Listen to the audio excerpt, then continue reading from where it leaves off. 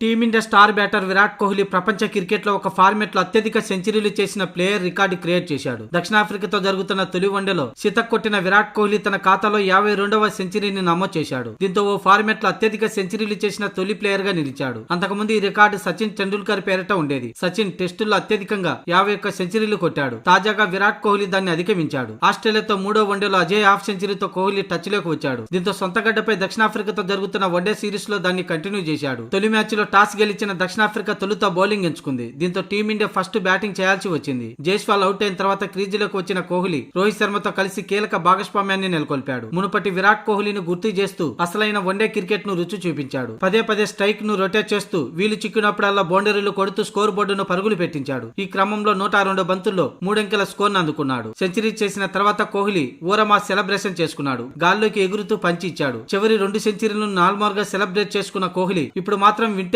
విరాట్ కోహ్లీని గుర్తు తెచ్చేలా సంబరాలు చేసుకున్నాడు. ఇక ఆ తర్వాత తన పెళ్లి రింగ్ ను ముద్దు పెట్టుకున్నాడు. మొత్తంగా ఈ మ్యాచ్ ద్వారా విరాట్ కోహ్లీ అనేక రికార్డులు బద్దలు కొట్టాడు. మొత్తానికి 120 బంతుల్లో 11 ఫోర్లు 7 సిక్సర్లతో 135 పరుగులు చేశాడు విరాట్ కోహ్లీ. ఇక రోహిత్ శర్మ 51 బంతుల్లో 57 పరుగులు చేయగా ఆ తర్వాత వచ్చిన రుతురాజ్ గైక్వాడ్ 8 పరుగులే చేసి అవుట్ అయ్యాడు. ఇక వాషింగ్టన్ సుందర్ సైతం 13 పరుగులే చేసి నిరాశపరచగా లోకేష్ రాహుల్ రవీంద్ర జడేజా మరో అద్భుత భాగస్వామ్యాన్ని నెలకొల్పి టీమిండియా స్కోర్ బోర్డును పరుగులు పెట్టించారు. అయితే కేఎల్ రాహుల్ 56 బంతుల్లో 60 పరుగులు చేశాక చివర్లో అవుట్ అయ్యాడు. ఇక రవీంద్ర జడేజా కూడా 20 బంతులు 32 పరుగులు చేసి అవుట్ అయ్యాడు. మొత్తంగా 50 ఓవర్లో 8 వికెట్లు కోల్పోయిన భారత్ 349 పరుగులు చేసింది.